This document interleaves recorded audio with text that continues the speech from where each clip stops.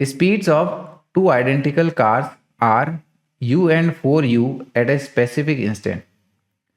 दो सिमिलर गाड़ियों की, ठीक है ना, किसी पर्टिकुलर दौरान पे स्पीड जो है वो u और 4u बताई गई है।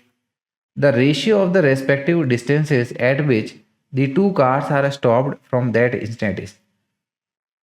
तो अगर दोनों के ऊपर में सेम टाइम पर ब्रेक लगाया जाए तो ये जो दोनों गाड़ियां टोटल डिस्टेंस कवर करेगी रुकने पे, तो इनकी डिस्टेंसेस का रेशियो कितना होगा ये हमसे यहाँ पर पूछा गया है। तो डियर स्टूडेंट्स, हमारी सिचुएशन ये कुछ इस प्रकार है, राइट। ये पहला केस और ये दूसरा केस। पहले केस में बोला गया है कि ये जो हमारी कार है वो कुछ u स्पीड से जा रही थी और फिर इसने जो है ब्रेक लगाया,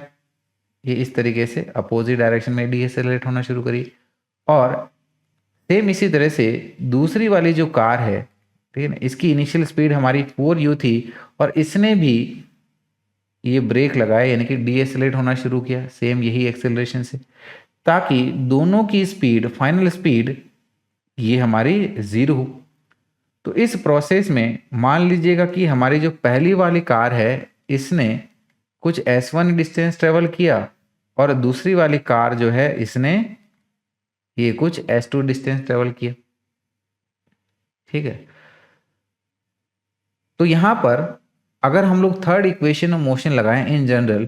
तो वी कैन से कि v square is equal to u square, acceleration motion के अपोजिट डायरेक्शन में हो रहा है तो -2as, यानी कि बेसिकली हमने क्या किया है कि एक डायरेक्शन को पॉजिटिव लिया है, राइट वाले डायरेक्शन को पॉजिटिव और लेफ्ट वाले डायरेक्शन को हमने यहाँ पर ये नेगेटिव माना है इस तरीके से। तो इसीलिए एक्सेलरेशन हमारा नेगेटिव में है और ये इनिशियल स्पीड पॉजिटिव में। तो दोनों के लिए फाइनल स्पीड हमारी 0 है और ये -2s को लेफ्ट की तरफ ले लो तो क्या आ जाएगा, ये 2as is equal to u square, और from here we can say कि s that is distance travel to finally stop, ये हो जाएगा हमारा u स्क्वायर अपॉन में 2a, और 2 और a कांस्टेंट है तो यानी कि कैसे हो जाएगा ये कि distance travel will B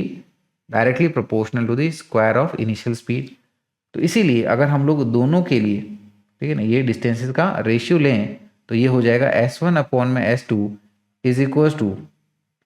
u1 upon में u2 का square is equal to u1 ये हमारा u है और u2 ये हमारा 4u है, u2 ये हमारा 4u है, इसका हमने स्क्वायर कर दिया। तो यहाँ पर ये u से u चला गया तो यानी कि ये आ गया 1/4 का square which is equal to 1/16, तो यानी कि ये हमारा रेशियो हो जाएगा और इसको हम लोग हमारे ऑप्शन डी में ऑब्जर्व कर पा रहे हैं, राइट।